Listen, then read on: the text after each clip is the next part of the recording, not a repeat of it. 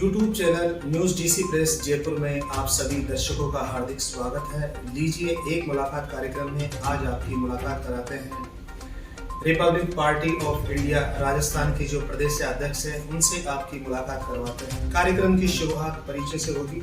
सबसे पहले आपको परिचय करवाते हैं। जी, आपका हमारे स्टूडियो पे हार्दिक स्वागत है। सबसे पहले आप हमारे दर्शकों को अपना परिचय दीजिए। मैं राधा मोहन सैनी आरपीआई के 18वें प्रदेश अध्यक्ष राजस्थान। मैं जयपुर का स्थानीय निवासी हूँ। मेरा जन्म जयपुर में ही हुआ है और निवास स्थान के पास ही सरकारी स्कूल वाटर वर्क्स में मैंने शिक्षा प्राप्त की है। उसके बाद जो है हाई एजुकेशन के लिए दरबार स्कूल जयपुर में ही मैंने शिक्षा ग्रहण की है। शुरू से ही मेरा सोशल वर्क में हमेशा साथ और हाथ दोनों रहे हैं और उसके अलावा जो है अपने जीवन की शुरुआत मैंने बड़े ही मेहनत और उसके हिसाब से की है।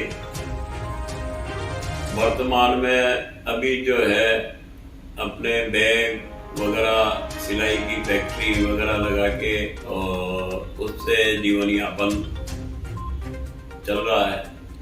सैनी साहब, ये तो आपने बता दी अपनी जो व्यक्तिगत जानकारी है। हर आदमी सेवा करना चाहता है देशवासियों की, तो आपने राजनीति को चुना और राजनीति के माध्यम से आप लोगों की सेवा कर रहे हैं। तो राजनीति में आने की जो आपको रुचि मिली, ये कहाँ से मिली, इसके बारे में आप हमें बताएं। राजनीति में आने की जो रुचि है वो सोशल वर्क से ही शुरुआत थी। क्योंकि पहले ओम गोविंद परमार सेवा संस्थान ये हमारी संस्था थी। उसके माध्यम से ही हमने हर तरह की लोगों की सेवा की। उसके बाद में राजनीति जुड़ाव क्योंकि हमारे जो संस्था थी उसके संयोजक संरक्षक हमारे पूर्व सांसद गिरधर लाल भार्गव थे और भार्गव के साथ ही हमने ये राजनीति जीवन की शुरुआत की थी। बहुत अच्छी बात बताई। देखिए, इन्होंने यदि कोई भी आदमी अगर किसी भी चीज़ से जुड़ता है तो कोई ना कोई पीछे उसके कोई ना कोई प्रेरणा का स्रोत होता है। जो यहाँ जयपुर के लोकप्रिय सांसद गिरधारी लाल जी भार्गव थे, उनके साथ रहकर इन्होंने राजनीति में सेवा करने का संकल्प लिया है। बहुत ही अच्छी बात आई।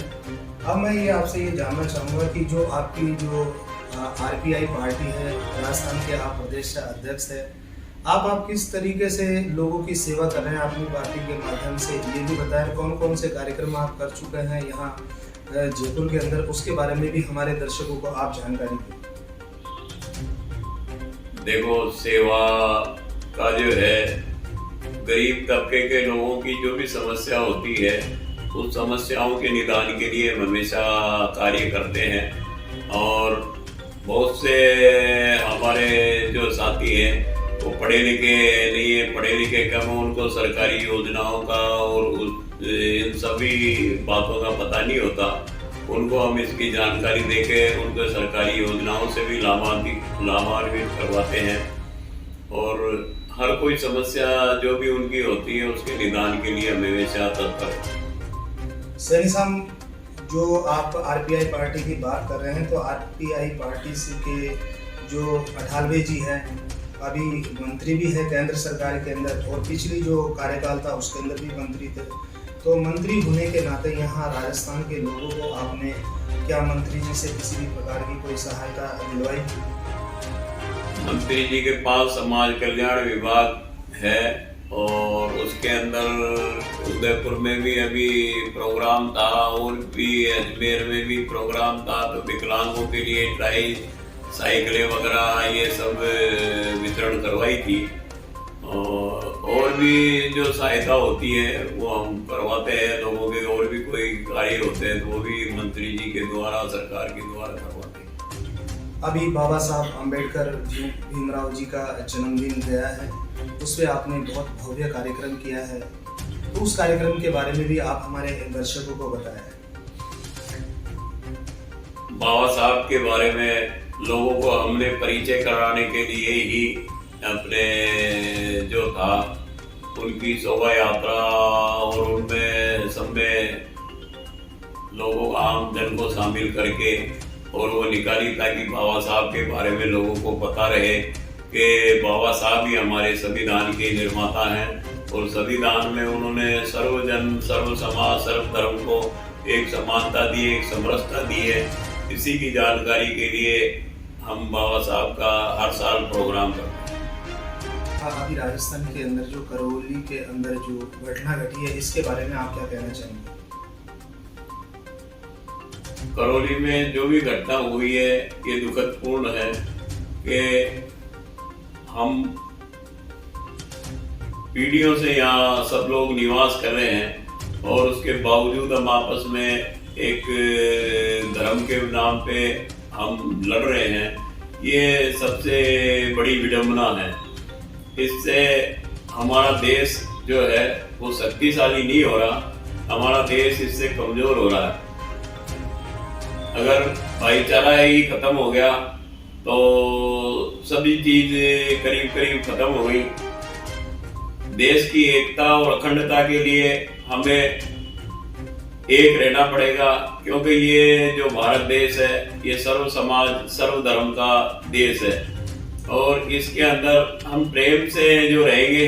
जब हम पैदा होते हैं तो हमें किसी को पता नहीं होता कि हम किस धर्म के हैं। ये तो बाद में जब युवावस्था में आते हैं तो हमारी प्रेरणा से जो सीखते हैं उसी के आधार पर हम ये मानते हैं कि मैं इस धर्म का हूँ, मैं इस धर्म का हूँ। इसलिए सर्व धर्म, सर्व जाति, सर्व समाज का देश है। इसके अंदर हमें प्रेम से और भाईचारे से हमेशा रहना चाहिए ताकि हमारा देश हमेशा एकता और अखंडता बनाए रखे और हम हमेशा मजबूत रहें। बहुत अच्छी बात बताई। देखिए, राधा मोहन जी सैनी कह रहे हैं कि हमारा देश हमेशा से एक साथ रहा है, प्रेम से रहा है और सबको प्यार प्रेम से रहना चाहिए। धर्म को लेकर किसी भी प्रकार का लड़ाई झगड़ा अगर कोई भी करता है तो नहीं करना चाहिए। ऐसे में मैं आपसे ये भी जानना चाहूँगा कि अगर मान लो कोई भी धार्मिक उत्पाद करता है तो ऐसे लोगों के खिलाफ क्या कार्रवाई होनी चाहिए, इसके बारे में भी आप खुलकर बताएं। जो लोग भी अगर मान लो इस तरीके की घटनाओं को अंजाम देते हैं, देश की अमन, चैन और शांति को जो भंग करना चाहते हैं, ऐसे लोगों के लिए आप क्या कहना चाहते हैं?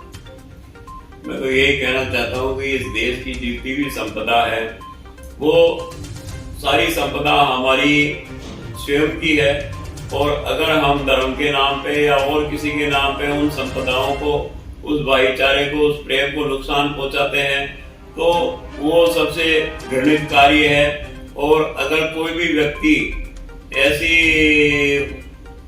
साजिश करता है, उस साजिश वाले के खिलाफ हमें सबको मिलकर और जो है उसको सजा देनी चाहिए ताकि आगे से ऐसा कृत्य नहीं हो। राधा मोहन जी बता रहे हैं कि अगर कोई भी ऐसा व्यक्ति हो तो उसके खिलाफ सबको मिलकर ऐसी कार्रवाई करवानी चाहिए जिससे आदमी कभी भी ऐसा कोई कार्य न कर सके। आप प्रदेशवासियों को क्या संदेश देना चाहते हैं? मैं सभी प्रदेशवासियों को संदेश देना चाहता हूँ कि बाबा साहब ने, अम्बेडकर साहब ने जो हमें 3 मंत्र दिए थे, उन तीनों मंत्रों की पालना हमें करनी चाहिए। हमेशा युवा पीढ़ी को शिक्षित करना चाहिए, हमें संगठित रहना चाहिए और हमें हमारे अधिकारों एवं जो भी हमारी पीड़ा है उसके लिए हमेशा संघर्ष कर रहना चाहिए। राजस्थान में कुछ समय बाद 1.5 साल के लगभग समय है, उसके बाद में यहाँ राजस्थान में चुनाव भी होंगे, तो आपकी पार्टी क्या 200 विधानसभा सीटों से चुनाव लड़ेगी? देखिए, चुनावों का हमारा पूरी 200 सीटों पे लड़ने का मानस है। बाकी जो भी समाज के अच्छे कार्यकर्ता, अच्छे सेवक अगर हमें चुनाव के लिए मिलते हैं तो हम पूरी 200 विधानसभा सीटों पे लड़ाएंगे और अगर पूरी 200 विधानसभा में की सीटों के ऊपर हमें इस प्रकार के उम्मीदवार नहीं मिलते हैं तो जो वास्तव में सेवाभावी हैं उन सेवाभावियों को ही हम टिकट देकर और चुनाव मैदान में उतारेंगे ताकि वो सरकार के अंदर अपनी सक्रियता से जनता की सेवा कर सके।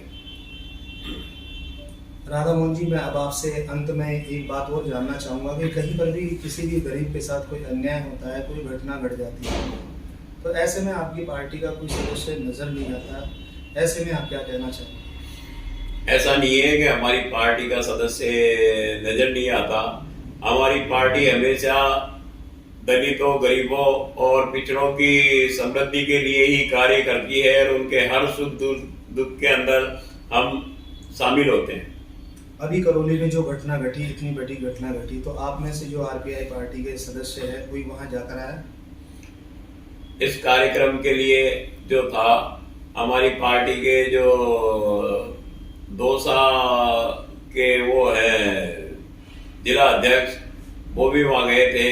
दूसरा करौली में भी हमारे जिला अध्यक्ष है, तो उन्होंने जो है अपनी वहाँ जाकर लोगों की पीड़ा सुनी थी और जो भी उनसे बन पड़ा उन्होंने किया। बहुत अच्छी बात। तो इसी तरीके से आप पूरे प्रदेश के अंदर अपनी जो पार्टी के कार्यकर्ता हैं उनको इसी प्रकार से प्रेरित करते रहें कि अपनी पार्टी का ज़्यादा से ज़्यादा जो कार्य है उसको फैलाएं, लोग जानें आरपीआई पार्टी क्या है। और आप बता रहे हैं कि 200 सीटों से आप चुनाव लड़ने जा रहे हैं, तो इसके लिए भी मैं आपको बहुत बहुत बधाई और शुभकामना देता हूं कि आप इसी तरीके से लोक कल्याणकारी करते रहें, क्योंकि ये देश सब लोगों का देश है, सबको हिल मिलकर प्यार प्रेम से रहना चाहिए। इन्हीं सभी बातों के साथ दिल्ली क्राइम से मैं पत्रकार ब्रजेश कुमार नावरिया, कैमरामैन अक्षय कुमार सैनी के साथ।